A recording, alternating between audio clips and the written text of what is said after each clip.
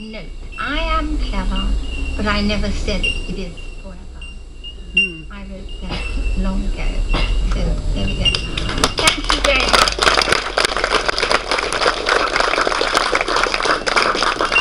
Maggie has promised me that she'll really encourage people to come and and share their little memories. So I'll hand over to Maggie, and thank you, Maggie. You're fantastic.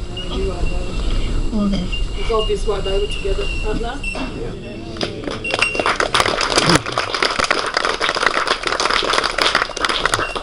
What an act to follow. What an act to follow. My goodness me. You can do it, Maggie. Wrenchingly honest, as he talked about his life, his loves, his cancer, the struggle he had to endure, was paraded with humour and rare honesty. His accounts were generous, tinged with a balance of cynicism and humour, and came from a place deep within his psyche. But Howard has many, many more memories of a friendship, camaraderie that goes back. Where did he go? Oh, he's fine. Come and say a few words, lovey.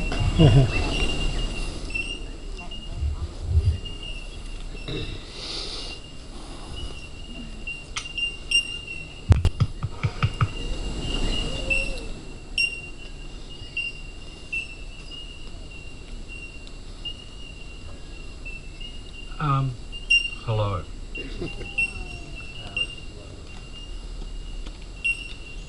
What an extraordinary bunch of people. I think it'd be really good if you feel moved just to come up here and look at your other selves. One at a time. Normally I prepare speeches. I did one for my dad, and one for my mum, and one for my eldest boy.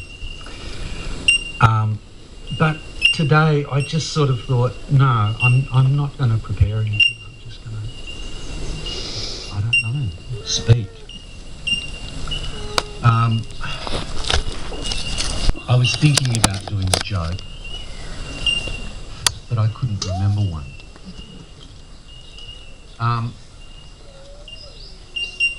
My association with Premda has been probably one of the most important relationships of my life, personally and professionally.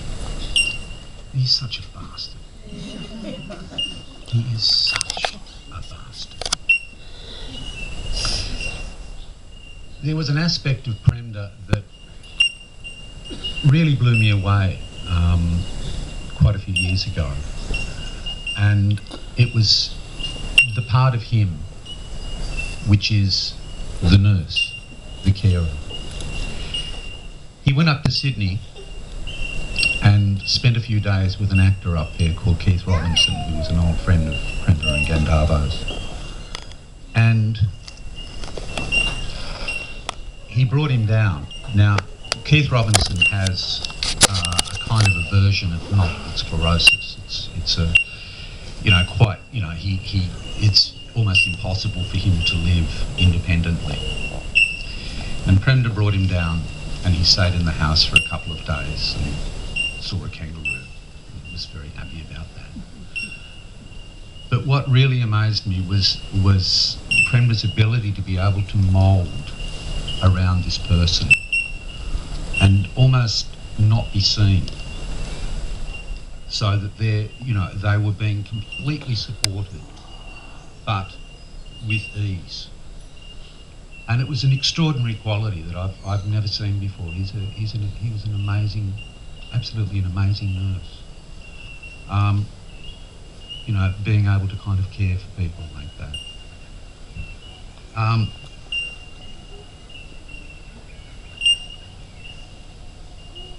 I really enjoyed the journey with Premda.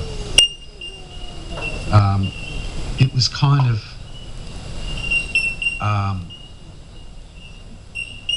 it pretty much started, I think, from the very first time that I met him, and he was wearing as he was wearing, I think, the other day, a really beautiful green cape.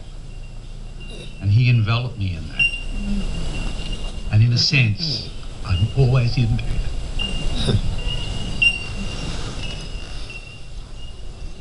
And he wanted to do a show. And I said, yes. This show started on that night. And it was many years, in a sense, of unlearning of how not to be Richard Burton. It was fucking frustrating. He wanted to be Richard Burton. So we had to find Premda. And it took years. And then he wanted to be Stephen Burkoff. And that took a couple of years, but he was learning. And what he was learning was that his stories that he would share around the kitchen table were in fact interesting enough for complete strangers to listen and witness and be part of. And it was really, really, really wonderful to watch that, I suppose, metamorphosis from Arvind. If it's okay, I'd like to take this time just to read it out to you. It's a short one.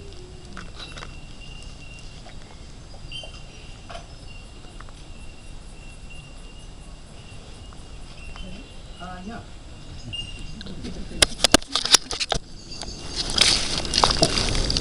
You're right.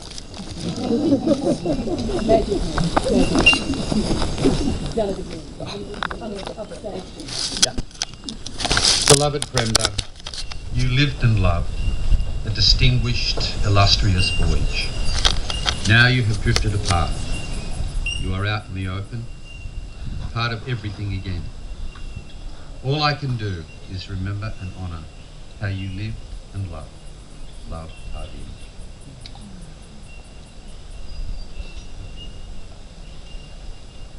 The other thing that really blew me away about Premda was his world. And the great thing about doing this show up in Byron Bay was that I was able to spend a night with probably his best friends. And as a result of that meeting, I suppose what had occurred to me was that there is an aspect of Premda and his friends, and I'm thinking of I can't think of their names now. Matrivo, Darpan, and Sahajo. Spiritual warriors. He is too. He's a spiritual warrior. And it's been such a joy to be on that journey with you. Thank you.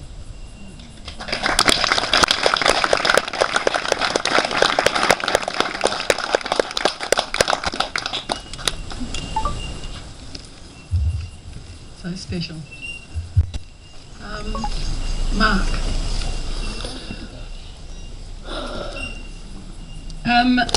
Some of you might know I look after my dad. He's 98, nearly 99, and we have care people coming in, looking after him. And when I said that Premda had passed, it went through the nursing service in St James up in Dalmeny, nursing home, and there are a lot of people very upset, and someone would be here. But anyway, the very short story. What Jenny did tell me is that everybody loved doing the day after Premda's night shift. They all knew that when Premda was on night shift, they could turn up the next day and everything would be organised. The meds would be organised, the toileting was done, the changing, everything was organised, because Premda's consciousness was in the people that he cared for and making sure that the people who followed to care for them was easier. And that's an aspect of Premda that I I'm totally warm to him. We all know anyway, apart from him being a bastard and all that, all that lovely stuff that we know well. Yeah, he was that warm, loving and generous person. Anyway, I'm going to bring Mark in because Mark can tell us the story of the mental health unit. I just want to say, probably the first thing that everyone would get to know about Premda is he's not one for paperwork, not one for bullshit, or any type of systems. Every time a system would come down, Premda would just completely ignore it, which was really good. The thing that Premda actually did, I felt, while he was working with us, was actually look after the staff members. Me being one of them, and there's lots of people here, fellow colleagues. Premda sort of had a way of biding his time and waiting to connect with you. He had a way of connecting with you in a way that was so personal and deep that he could say just one or two lines and it'd actually make you reflect about everything. He set me on a journey about my own self. When I first met him, I looked at him and I said, geez, I feel like I've known you. I've known you all my life. And as time went on, it made me realise that I've known him, or not actually Premda, which is what's quite important. It's the nothing, the name that's nameless, that's within you, it's within all of us. The body that's Premda is here is just Premda. That's just, a construct. This is, which is very important. That's what he's taught me, and that he's returned, his spirit or whatever you want to call it's just returned, and he's all amongst us everywhere here. And that's what's really great, and that's the gift that he's given to me, is that death is just the beginning. It's not the end, and that we shouldn't be sitting here sad, and we shouldn't be worried about what he's done in the past, worried about what he said, what he did, who he fucked, who he didn't fuck, people who wanted to fuck him, the orgies they attended, the dope they smoked, the drinks they drank, the parties that they had, just to live now in the moment and not to worry about anything else. And that's all I'm going to say.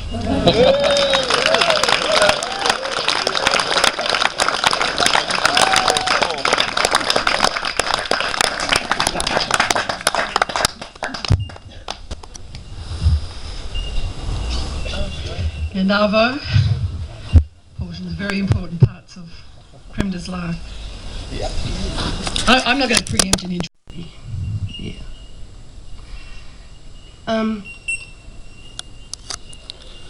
I was keeping it together until about, an hour before I got here. For days I was keeping it together. I spent Monday night here, did a sleepover on the couch, which I didn't sleep really, but while he was sleeping and waking up. And it was beautiful. I'm so glad that I came here and did that. I'm really glad.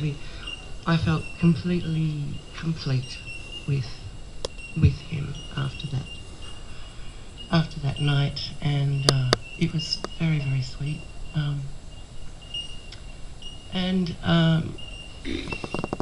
The next day I decided to look through some old photographs to find pictures of him for today, really. And I found some of us at the shack, Grace and he and I, at Elena Point. And I thought, fuck it, I'm going to put them up on Facebook. It's my profile picture and my cover picture. Because it was a lovely vibe in the photo. And I know that there, I could say as much as everyone else that he's been a bastard. And he's also been, spiritual warrior, amazing man in many different ways. But one thing that I wanted to mention was talking about the child in Premda, which I met when we first got together, and which would come and go. But he was an amazing little boy in Premda who was extremely vulnerable and tender. Oh, that rhymed.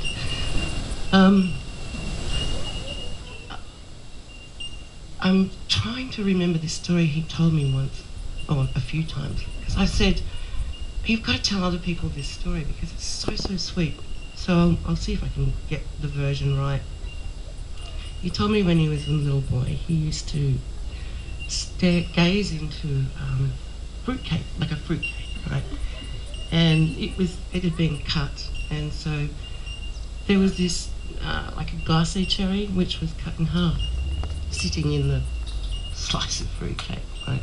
I'm getting there, and he said he used to just gaze at this thing for hours on end, imagining that he was a tiny little baby curled up asleep in this half a glacé cherry.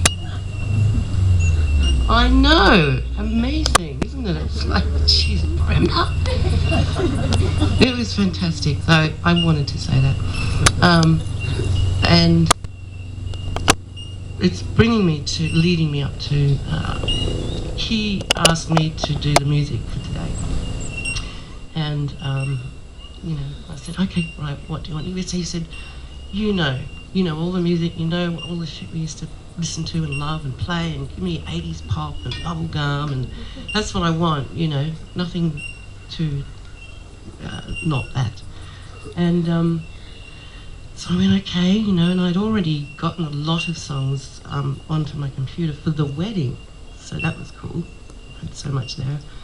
And I'll be playing some of that later, just fun. He just said he wants everyone to celebrate, basically. So fun, dancey stuff. Anyway, so then moving along, Maggie called me up and said, can you think of a song, I would like for you to find a song that is special to you, that's special to him, you and him, or whatever, and then decide, and then play it at a certain point during this thingy that we're doing. And I said, oh, look, he's told me that he can't choose, he doesn't want to choose, but next time I go over, I'll see if I can, if he's not out of it, I'll see if I can pin him down. So I had my last really beautiful out the back of the veranda, where he was really still alert and able to sit outside, and we had a beautiful natter, a really, really lovely chat about our past and about our present, and about death and dying and all kinds of things. And I said, look, Maggie has asked me to pick a song. Now, I know you've told me you don't want to make any decisions about it, but come on, give me a break. It's like, have some input here, baby. So I said, look, there's this song I thought about, there's this one, he's going, yeah, I love all of them, and there's this one, no, they're all great, they're all cool. And I went, bloody hell, fuck it, So, because I'd gotten him going on these songs, and I said to him, look, one of the things that when we were first getting together that he kind of would say a lot is that he loved those songs that could be sung, the very same song could be sung to a master or a lover or a child, because the quality, the energy of it is the same. And so we started, kind of going into that, and he said, oh, I know, wait a minute, and I'm not going to tell you what it is, because I'm going to play it. Sorry, but, and I went, oh, yes, brilliant. And then we both just broke out into song and started to sing it together. Don't know how come we remembered the words, and he was perfectly in tune. This is only a few weeks ago. It was amazing. And he was almost deaf, so I think he was selectively deaf actually, because he had pretty good hearing that day. Oh, fuck, flies. And that's the other thing, when somebody dies, it's always good to look out for signs of birds, because they're going to bring you a message, right? And the day after the day that he died, this fucking blowfly got into my room, and it kept on coming in and going out and coming in and going, Premda, fuck out of here, you know. Trickster. And also I've seen lots of birds. We've seen lots of birds as well. Yeah, so, and we sang a couple of songs. We also sang, together we sang, you know, a Ground Controller, Major Tom, Space Oddity. It was beautiful. Was that all I wanted to say? Yeah, I know, we'll get into that.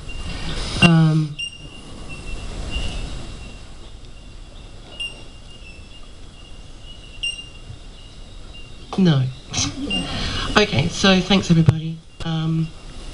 Like Howie said, it's really, really beautiful to sit here or stand here and look at our community and all of these. Every one of you is a lover of Premda's. Every single one of you is a lover of Premda's. Okay, now I haven't tested this yet, so just bear with me. I've got the helping hand of Chitana.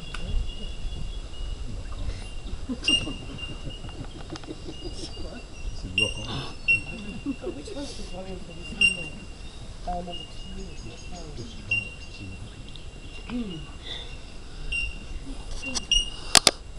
You can something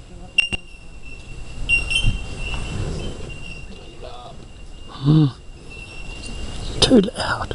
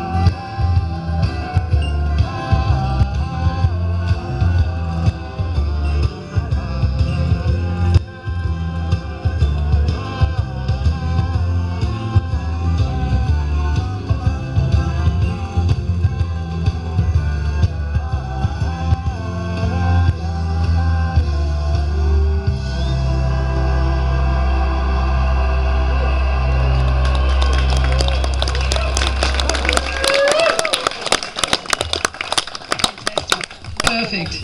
Perfect. Okay, I'm just going to let the cap... Oh, you're going to speak? There you go.